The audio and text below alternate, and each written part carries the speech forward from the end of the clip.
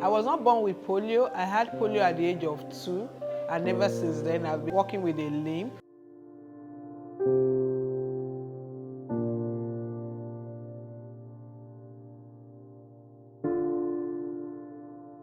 When it happened, I had not taken the vaccine for polio.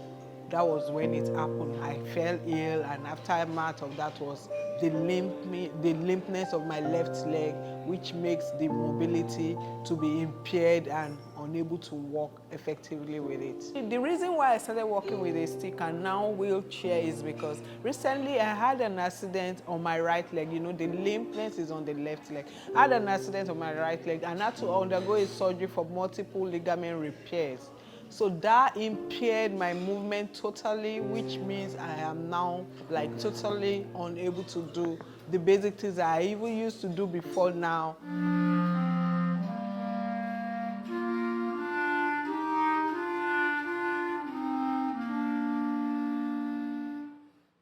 Growing up, I would say it was a very, very big challenge because, you know, I had to walk with caliper on my left leg, and moving around with caliper inhibited me from doing so many other things that other children are able to do. But I grew up in a family where they did not discriminate against me, and they did not make me feel as if I was different. They treated me like every other child in that family. So I grew up going to a school where every other child is going to, every other person is in that school. So I didn't see any difference in the way I was being treated and the way other kids in that school were being treated. When I was in secondary school, another teacher discovered that I could write fluently. I could write very, very well.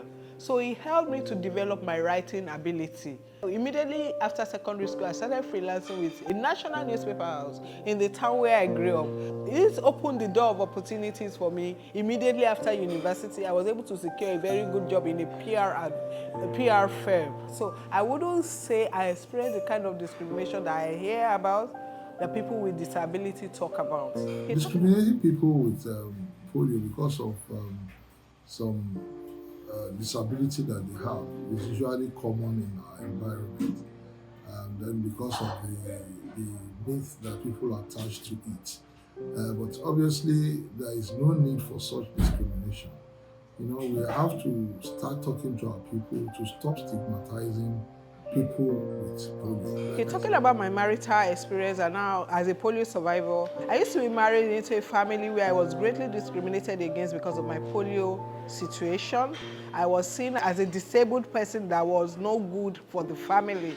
But now I'm married again into a family where I'm loved and celebrated as a human being. Nobody talks about my polio situation. Nobody talks about my disability situation. I'm treated like every other person in the family. I am loved by one of the greatest men anyone could ever wish to be loved by. So I can compare the two scenarios I've been in, and I can say that it's a matter of the kind of people you are dealing with.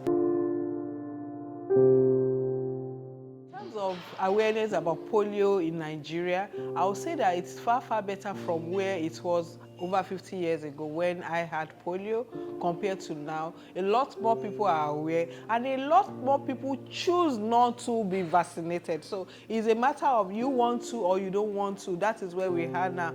One of the surest way is by taking polio vaccines, which of course you know our government usually pushes. Is also part of the immunization schedule that we give to our children.